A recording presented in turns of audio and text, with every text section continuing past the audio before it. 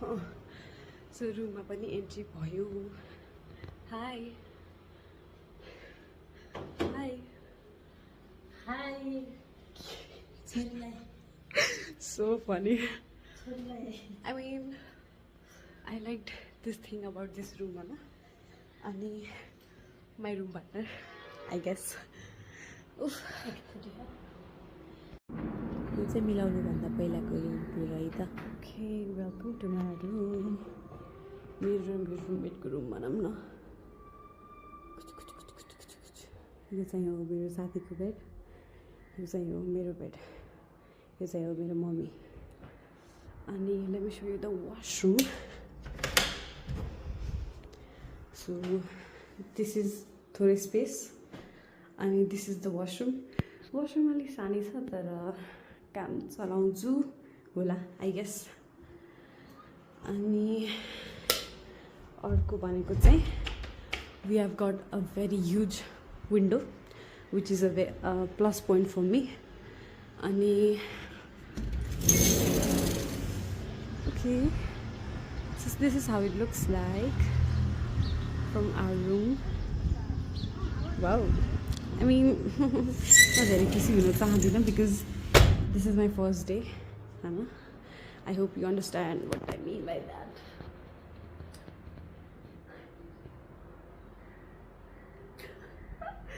No, so यो चाहिँ हो मेरो स्टडी टेबल. यो चाहिँ मेरो रुममेटको स्टडी टेबल. हाई, म चाहिँ भर्खरै रुममा आएँ. कहाँबाट भन्दा फुपूको घरबाट. It was a very long journey किनकि मैले सोचेकै थिइनँ यत्रो टाइम लाग्यो. प्लस धुलोले मलाई अहिले च्याप्न लागिसक्यो. मलाई रुगा पनि लगाइरह अलरेडी. अनि अहिले चाहिँ हाम्रो रुममेट आउनु भएको छैन.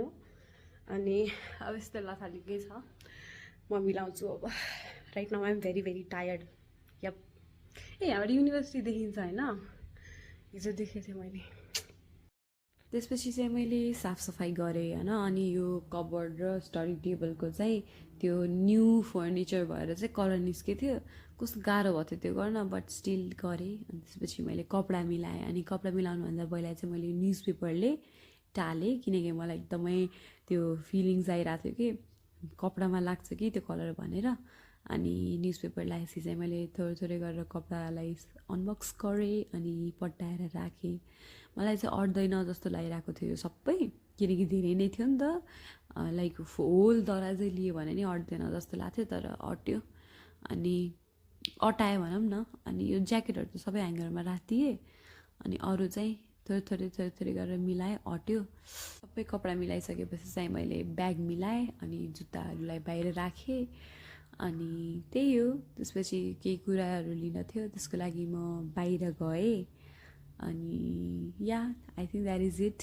सो हाई, म चाहिँ अहिले के गर्दैछु भन्दा थोरै साफसफाइ गरेको बट गर्ने जागरै हट्यो बिकज यो न्यू फर्निचर भएको भएर चाहिँ त्यो पेन्ट आयो कि.